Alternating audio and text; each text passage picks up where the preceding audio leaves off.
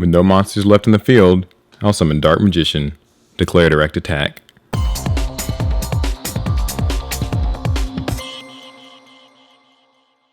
Hey, what's up you guys? Paul here. So, as I've promised, I'm finally bringing you guys my new and improved Dark Magician deck. So, this has the Apprentice Illusion support and everything else, so it's going to be really cool. I've actually been building this deck for a while, and you guys might remember that we've done some theme duels with it in the past.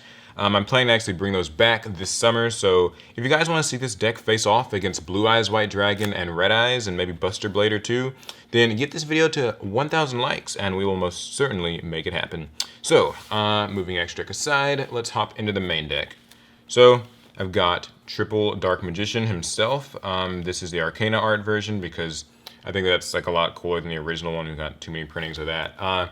So Dark Magician, you just have to run 3 copies of it. I know in some of these legacy decks you can actually like get away with running maybe 2 copies of the monster that it's based off of, but I feel like with Dark Magician, you're going to be searching it a lot, you're going to be summoning it a lot, sometimes they'll get banished, and there's no like problem with having a lot of them in your hand because this deck actually summons them pretty easily from the hand. So yeah, 3 of him, and then we've got 3 Magician's Rod. So when it's normal summoned, you get to search any of your Dark Magician spell and trap cards, and that's extremely crucial because you want to see Dark Magical Circle, Magician's Navigation, and Eternal Soul, all those cards, as soon as possible. And also, it has a graveyard effect where whenever you use a spell or trap in your opponent's turn, you can actually tribute a spellcaster monster and then add him to your hand. And there's a cool combo that you can do with Magician of Dark Illusions, but I'll get to that in a second. So, finally, we have the woman of the hour, the beautiful Apprentice Illusion Magician, straight from Shonen Jump. Shout out to TCG Player for hooking me up with these.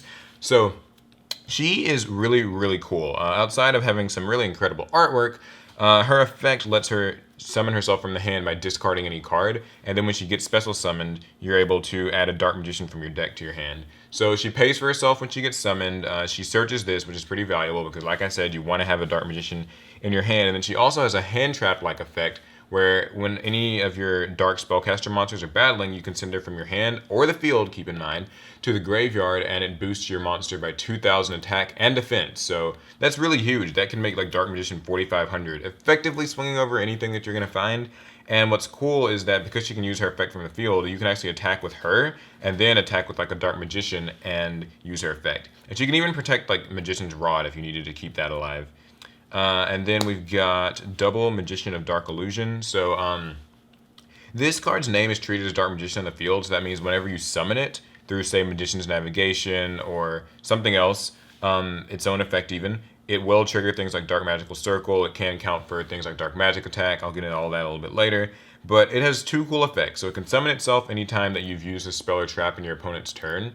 And also, once it's on the field, while it's on the field, you are able to special summon a normal monster, a normal spellcaster from your graveyard whenever you resolve a spell or trap. So it's pretty cool. I only run it at 2 though because it's kind of cloggy and you don't really want to see that many copies. Like ideally you'd maybe see 1 in your hand to summon, but otherwise you'll be like summoning it off of Magician's Navigation or cards like that. And there's a cool interaction that you can actually do with like this and Magician's Rod whenever you use, say, Navigation to summon this guy, and that's basically if you use like a spell or trap effect, you could summon him and then Magician's Rod, but also activate and let you like tribute off a Dark Magician and then like add Rod to your hand, and then like that would trigger this and you can summon Dark Magician back.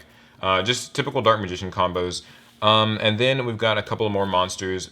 Knight's End Sorcerer is a personal tech that I've kind of been playing around with in this deck that I enjoy. It's a Dark Spellcaster level 2 tuner. When it gets special summoned, you're actually able to banish 2 cards from your opponent's graveyard, and that's actually not a bad effect. You know, you can hit all kinds of things, True Draco spells and traps, so Masterpiece can't use them, Zodiac cards, they can't be recycled, the works. And, you know, being a tuner lets you synchro summon into level 8 and 9 monsters pretty easily. You can even make 5s with this, but I don't actually run any level 5s. And then we've got Maxx, just the quintessential hand trap, get you free draws, and that's really all it's there for. So that's it for the monsters. For the spells, we've got triple Dark Magical Circle.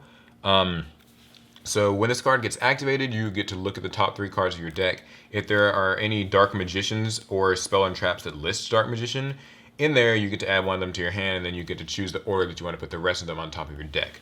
So that's actually extremely useful. You always want to hit a Dark Magician spell or trap or something with this, but even if you don't, it's not useless because while it's in the field, anytime you normal or special summon Dark Magician, you get to banish a card on your opponent's side of the field. This becomes extremely important when you're using it with cards like Navigation and especially Eternal Soul, because Eternal Soul will basically be summoning a Dark Magician every single turn, thus banishing a card from your opponent's side of the field every single turn, and it can get really, really brutal. Sadly, they don't stack, so if you have two of these in the field, they won't both get to banish cards. But still, banishing is great. It's a lot better than just destroying. And then we have triple Allure of Darkness. So these are draw cards. You run a lot of dark monsters in this deck. It can feel a bit risky because you actually run a rather low monster count overall. But the thing is, it's not that hard to actually search a lot of these things to your hand. At least Dark Magician, that is, and that's kind of what you really always want. So yeah, you'll banish one. It's okay to banish like one Dark Magician, but once you've banished two, you kind of got to be careful. And same with pretty much all of them. They're not too bad to have one copy of them banished. Then I've got double Pot of Desires. Now this is, I know, a controversial card. Some people like it, some people don't. I'm basically kind of just jumping between it and like Pot of Duality. The reason I used to run Pot of Duality in this deck, pretty much no question, but because you have her now and you sometimes want to summon her on your own turn, it's like, I kind of don't like the Pot of Duality bit where it takes away that ability to special summon. Then we have Upstart Goblin. If you guys don't like Desires, I would say that Duality's fine too, and then something else you could even mess around with is Card of Demise, but again, it kind of has that same weakness Duality has, so it's iffy. And then a few extra things like Illusion Magic lets you tribute any spellcaster, search two Dark Magicians. You can even tribute a Dark Magician and then search two Dark Magicians. So if your Dark Magician was going to get maybe banished by some effect, you might want to use it on that.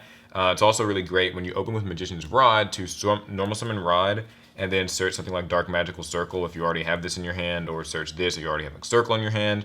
And if you can get like Circle set up with Eternal Soul, and you can use Illusion Magic to tribute this off and get two Dark Magicians, and it's really crazy. And one last cool interaction with this is that if you normal summon Rod and it gets negated by, like, say, Effect Veiler or something, then you could use Illusion Magic to actually run away and still get your search effect plus these guys. So, and then they waste a card, which is always nice. Dark Magic Inheritance. You banish two spells from your graveyard and add a Dark Magician spell or trap from your deck to your hand. It's a quick play spell, although you won't usually be using it that way. You'll just kind of normally just use it on your own turn. But if it's like set and it gets popped, you could like chain it or something like that. I used to be running like two copies of both of these cards, but I found them to be a little bit cloggy. You don't really want to see them that much. You generally only want to resolve them once. And then, of course, the Dark Magic Attack. Actually, one of my fans sent this to me, and I really appreciate it. Shoutouts to him. He knows who he is. Dark Magic Attack is extremely powerful in some matchups, and it's actually searchable through Eternal Soul. So as long as you have a Dark Magician on the field, you are able to activate it and destroy all your opponent's spell and traps, so it's like a Harpy's Feather Duster. And that alone is just crazy, and then the fact that you can search this at will makes it even crazier. It can even activate if this is on your field because he's considered Dark Magician. So then we've got Soul Charge. This is like something that sometimes it's pretty good, sometimes it's pretty bad.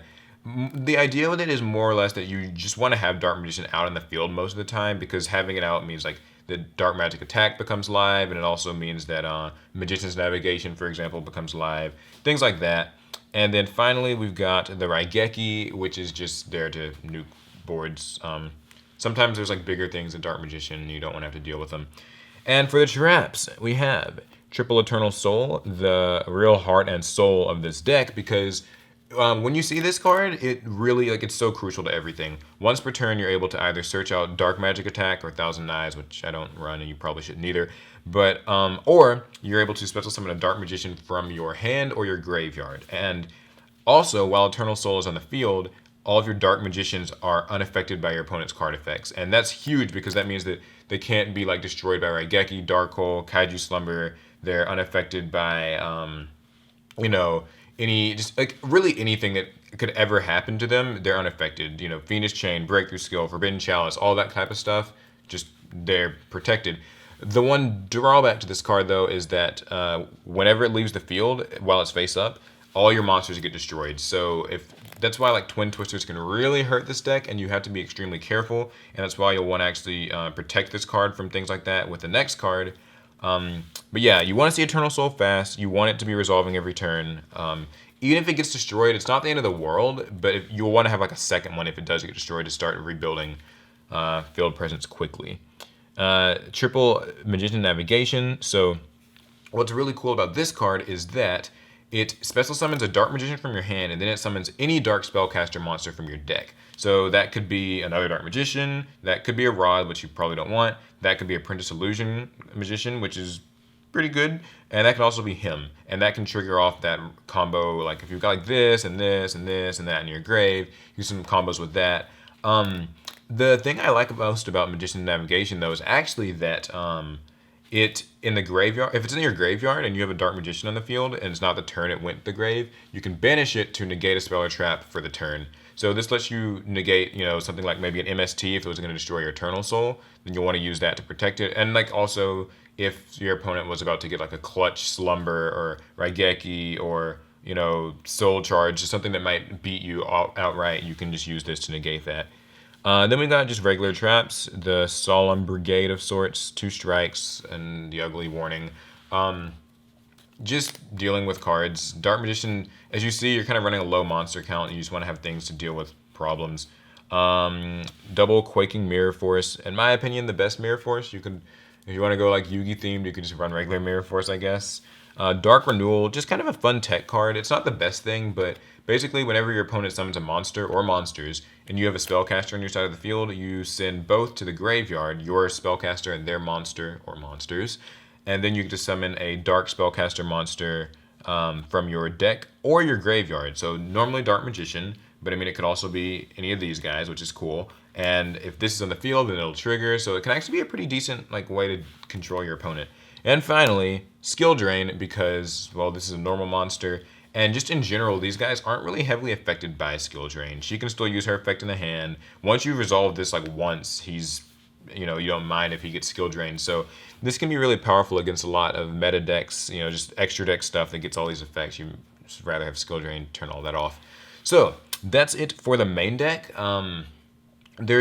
It's a really interesting main deck because there are a lot of changes you can make. You can add more copies of these types of cards. You can change the draw cards you run. Things like Knight's End Sorcerer aren't mandatory. You could run fewer traps. There's a lot of different things you could do, but this is the build that I've really liked. And I will also go over the extra deck, I suppose. So we've got, do I want to have it? Let's see, I'll have it at the bottom. So I'll move all these up a little bit. It's got messy fast. So next we've got Ebon Illusion Magician, who I actually just recently found out is sort of the master or mentor to her. So they're both Ebon Illusion Magician, Apprentice Illusion Magician. I'm sorry if you guys already knew that. I'm just dumb. Anyway, Ebon Illusion Magician is pretty much the only Xyz you'll actually really want to go into. You can detach from him and summon a Dark Magician from your hand or deck, which is nice. And if this is on the field, then you know what that means. And plus, anytime a normal monster attacks, like your Dark Magician, you get to banish a card on your opponent's side of the field. So you will attack with Dark Magician, then his effect will activate, and you'll banish a card, then a replay occurs, and you get to attack again, and he can attack. And it's really great fun. I wish his name was considered Dark Magician. That would be great, just to keep things like this live and stuff like that, and then summoning him would trigger that, but I can't have your cake and eat it too. Ebon Illusion Magician. Not my favorite Xyz monster. Its effect is a little bit weird. You're basically able to use traps and quick play spells from your hand by detaching from him, but you don't generally want to do that. If he dies, you do get to summon a Dark Magician monster, and then you also get to pop a card in the field, and that doesn't target, so it's kind of neat, but meh, he's better. Number 11, Big Eye. He's actually a Dark Spellcaster, so that can work a little bit in your favor. You could use this on it, and things like that. Red Eyes, Black Flare Metal. Red Eyes Flare Metal. You don't summon it anyway. Draco Sack, and then some rank 6s because this is level 6. You can make Gauntlet Launcher, Constellar Tolium 7, Norito, the Moral Leader, which is actually pretty cool because it can negate spell and trap cards. That's pretty neat. And it's got decent attack points, so, 2 of them. If we had Magi Girl, she'd also be in here, but rip artwork censorship. So, rank 3s, we've got Super Quantum Mech Beast Grand Pulse, Dante, Break Sword. You can make these with this. You generally won't, but I mean, if you want, you can. And then some synchros, we have Azure Eyes, which you use with Knights and Sorcerer. So Knights and Sorcerer, Dark Magician can actually make Azure Eyes, and then you can like summon it in defense, and it protects itself with its effect. And then each standby phase, it's able to summon back a Dark Magician. That's in the field, and that's a good thing. Cyframe Lord Omega, because Knights and Sorcerer plus Apprentice Girl can make this, and because you're running Pot of Desires, if you ever banish some really valuable cards, this could actually get them back. It doesn't come up often, but why not? And then Scarlight Red Dragon Archfiend, just for like a last level 8. Again, these two would make that, and it would be able to just nuke the board if you're in kind of a panic situation. So yeah, that is the deck. The extra deck, you really only like see this thing, if anything at all. So yeah, that's the deck. Hope you guys liked it. Let me know what you think. I think Dark Magician is a really fun deck. I think it's actually like low-key more competitive than it's given credit for. This deck is surprisingly consistent, and it can actually control your opponent really well when you get your cards set up is the problem, of course. So you don't always, get your first turns exactly how you want them, but once you have like Dark Magical Circle, Eternal Soul, like things like that kind of happening, Apprentice Illusion Magicians and stuff, then things actually work out pretty well. So that's the deck profile. I hope you guys liked it. If you did, please leave a thumbs up to let me know you enjoyed, and let us know if you want to see this in some theme duels against Blue Eyes and Buster Blader and Red Eyes. That'd be really awesome. That's going to be it. So yeah, let me know how you guys build Dark Magician. Let me know if you guys want to see it in action, all that stuff. Subscribe for more Yu-Gi-Oh! I'll catch you guys in the next video. Later.